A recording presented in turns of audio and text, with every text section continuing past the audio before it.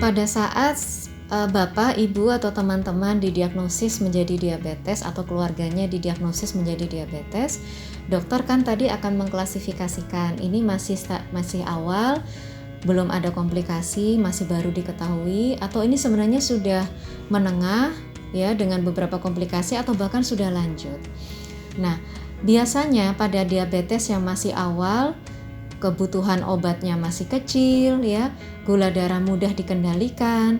Pasien-pasien seperti ini dengan pengaturan gaya hidup yang bisa menyebabkan berat badannya terkendali, bisa turun mendekati berat badan ideal, maka beberapa pasien dari golongan ini bisa diturunkan kebutuhan dosis obat diabetesnya, bahkan bisa dihentikan.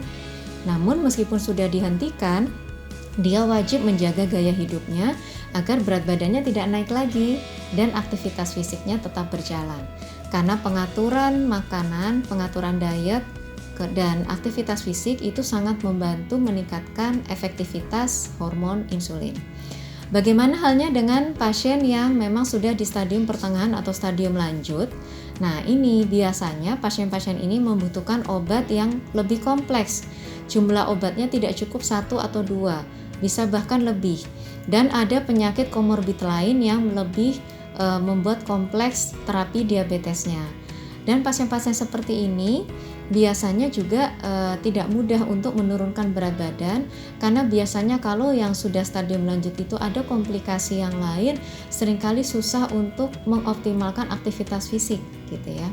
Nah, kondisi-kondisi seperti ini tentu saja akan menyulitkan kalau dia dihentikan obat diabetesnya meskipun sudah tercapai targetnya. Seringkali memerlukan pengobatan dalam jangka waktu yang cukup lama atau bahkan seumur hidup.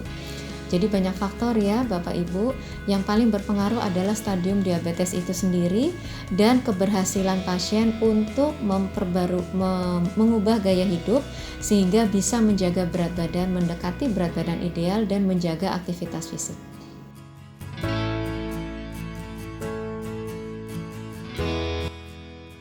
Ya, kalau misalnya penyandang diabetes itu sudah minum obat, ya, ini kita bicara obat diabetes ya. Tapi sebenarnya obat diabetes itu hanya sebagian dari beberapa jenis obat lain yang harus dikonsumsi oleh penyandang diabetes, ya.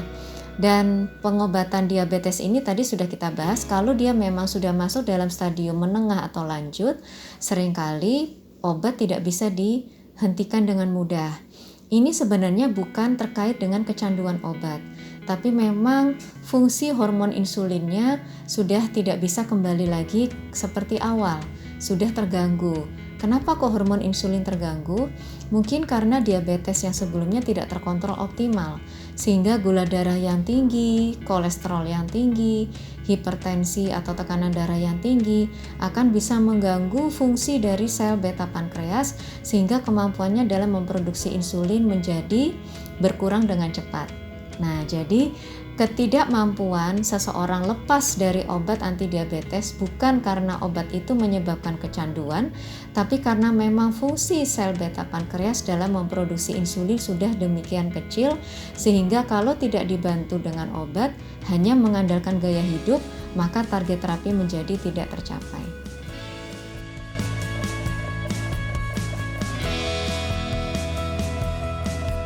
Pertanyaan ini sering dilontarkan oleh beberapa pasien, bahkan keluarga. Sangat dipahami bahwa pasien maupun keluarga seringkali khawatir ya dengan obat-obat yang diminum. Karena obat yang diminum itu tidak cukup satu, tidak cukup obat diabetes saja. Yang tadi sudah kita sempat singgung, ada obat-obat untuk kondisi yang lain. Obat tekanan darah tingginya, obat kolesterolnya, vitaminnya, obat jantungnya, dan lain-lain.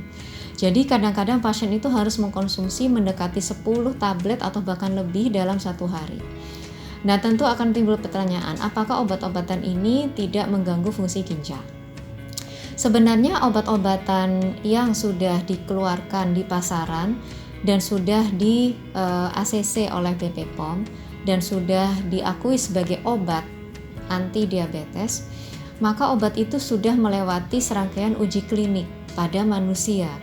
Pada dosis berapa dia aman, pada dosis berapa dia tidak aman.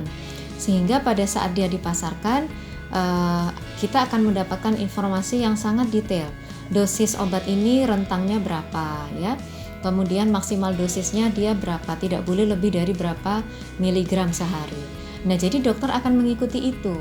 Harapannya dengan mengikuti itu, maka efek samping yang dikhawatirkan terhadap ginjal menjadi tidak manifest atau tidak keluar ya. Nah, yang menjadi masalah adalah efek diabetes itu sendiri pada ginjal. Jadi seringkali pasien sudah minum obat, merasa sudah cukup. Padahal dengan obat yang dikonsumsi, kalau dia tidak merecek kembali kendali gulanya, kolesterolnya, tekanan darahnya, berat badannya, tidak diperiksa secara teratur apakah obat yang diminum mampu mengendalikan target, bisa saja obat yang diminum itu tidak efektif sebenarnya. Pada saat obat yang diminum belum efektif mencapai target, maka pajanan gula yang masih tinggi, pajanan kolesterol yang masih tinggi, itu juga akan semakin mengganggu fungsi ginjal. Ya, jadi sebenarnya bukan obatnya yang mengganggu fungsi ginjal, tapi penyakit yang tidak terkendali dengan optimal, ya, yang membuat adanya kebocoran protein di ginjal, peradangan di ginjal, hingga sampai terjadi gagal ginjal. Jadi mungkin bapak-bapak, ibu-ibu, dan teman-teman mungkin melihatnya tidak dari sudut obat saja yang mempengaruhi ginjal, tapi penyakit diabetes itu sendiri juga merupakan penyakit yang menyebabkan komplikasi ke ginjal.